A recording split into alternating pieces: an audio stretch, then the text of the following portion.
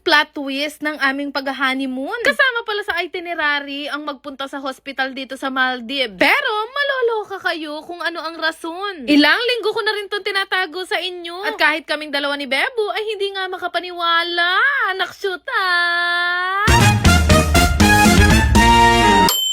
For today's ganap nga, marami na naghahantay sa inyo ng aming part 2 nitong honeymoon season namin. Maloloka kayo kasi day 2 na at nakapang-outfit na ako ng pangmalakasan, pero itong si Bebo, kulay asul pa rin ang suot na damit. Pang 3 days na namin dito, pero hanggang ngayon yan pa rin ang outfit niya. Yung maleta kasi niya, hindi nga dumating kagabi. Ngayong araw pa lang daw dadating at hindi namin alam kung umaga, hapon o gabi. Na para ba kami magja-gender reveal? Ako pink na pink, siya blue na blue. Wala kaming kahit anong itinerary ngayon, kahit sobrang ganda ng panahon. Paano rugo kami mag-itinerary? Wala nga siyang masuot. Kaya naman pagkatapos namin mag-breakfast, umakyat na ulit kami dito sa hotel namin. At tingnan nyo naman ang blue, oh. View pala. Akala ko blue. Napakaganda talaga ng dagat nitong Maldives. Kahit saan ka lumingon, turquoise talaga ang kulay. Mas maganda pa yan actually sa personal. Sayang lang, napakaganda ng panahon ngayon at perfect na sana mag-activities. Hindi nga lang kami makapag-island hopping. O ako, kumpleto ako ng outfit. Pero yung kasama ko, naka-silk na short na pantulog at polo na kulay asul pa rin. Suki-suki talaga kami sa pag-iwan ng maleta, no? Good news, after naming matulog, may kumatok na sa aming pinto at dumating na nga itong maleta. Ang problema, nag-iba-iba yung mga password. Paano naman namin to ngayon bubuksan, naraksyuta? Ginawa na nga lang to ng paraan nitong si Bebo. At Diyos ko, sobrang saya ko. Nakita ko na yung mga pansit canton.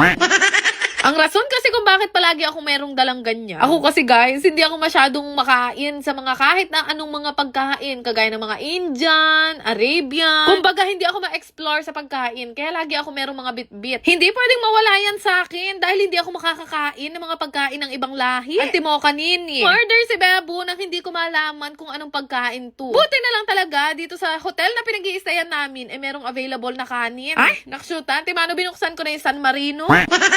Gumagalgal na ako sa sobrang gutom. Manibat kahapon, puro chicharon lang ang nakakain kong matino. Ang sabi naman sa akin ni Bebo, masarap naman daw ang mga pagkain dito sa Maldives. Hindi ko lang talaga masyadong bet, guys. Kaya tuwing nagta-travel kami at hindi ako masyadong familiar sa mga pagkain, nagbibit-bit talaga ako na something na pagkain ng Pinoy. Diyos ko, patarago mategi ko. Lalo na kapag nagpupunta kami sa mga bandang China, maarte ang dila ko. Nakakala mo naman talaga US citizen ako. Andito na nga ang maleta ni Bebo. Pwede na kaming maligo. Apply na agad ako ng sunscreen. Pero itong sunscreen na gamit ko, yung lumang packaging pa ng Beauty Love sunscreen. Meron na silang inilabas ngayon. Kaya lang, nung panahon nandito ako sa Maldives, wala akong nabit-bit dahil hindi pa nga siya nare-release noon. So, ito na muna talaga ang bit-bit ko. Meron na rin kasi itong SPF 30 at kailangan na kailangan ko yan. Ayoko naman rugo mga dulok ako ng sobra. Hindi lang mukhang ina-applyan ko, buong katawan ko. Sobrang ganda kasi nitong sunscreen nila talaga. Napakalakas niya maka-moisturize at nakakaputi siya in fairness. Tingnan nyo naman kung gaano ako ka-addict. Hanggang dito sa Maldives, nag-hoard ako at napakarami kong bit-bit. After noon, naghanap lang din kami ng spot ni Bebo kung saan kami pwede tumambay. Pero nung paglabas namin, parang pabagsak na naman ang ulan. Nakshuta. Talagang pota, silipan ko nebul dito Bebo. Feeling ko talaga may balat siya. At hindi na natapos-tapos ang aberya. Pero habang hindi pa nga umuulan, nagkayaan na kami mag-swimming. Sakto lang din yan sa panahon. Pero sana wala namang baby shark dito Pang third day na namin dito sa Maldives. Pero parang ngayon pa lang kami magsisimula. Ngayon pa lang kasi siya nagkadamit. Pero grabe talaga si Lord sa buhay namin. Sino naman rugo makakapag-isip na makakarating kaming dalawa dito sa Maldives? Sobrang layong lugar at dream talaga ng karamihan. Mula sa pangarap naming kasal hanggang sa pangarap na lugar kung saan kami magha-honeymoon. Lahat ng yun natupad din dahil sa tulong nyo. Pero ang pinaka-plot twist talaga nitong aming honeymoon, pagkatapos naming maligo, kinagabihan, nagkahayaan kami na magpunta ng hospital. Lala ng honeymoon series namin, no? Alas 8 na nga to ng gabi at nakapila kami dito. Buti na lang talaga English speaking nga sila. Hintay lang din kami ng 2 hours. Yung doktor naman dito is maayos din siyang kausap. At buti na lang talaga nagkakaintindihan kami. Aberya malala, kaya ang sabi ko sa inyo kailangan kong magpatawas. Sa buong buhay na pagta-travel namin dalawa ni Bebo sa ibang bansa. First time lang namin ma-hospital.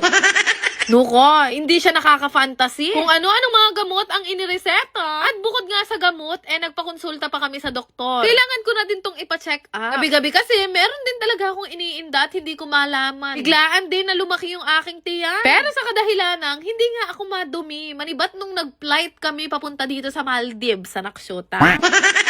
Nagtatahan ako ng pampadumi. Tapos ito naman si Bebo, pina-check up ko kasi parang may pigsa sa mukha. Ay, Diyos ko.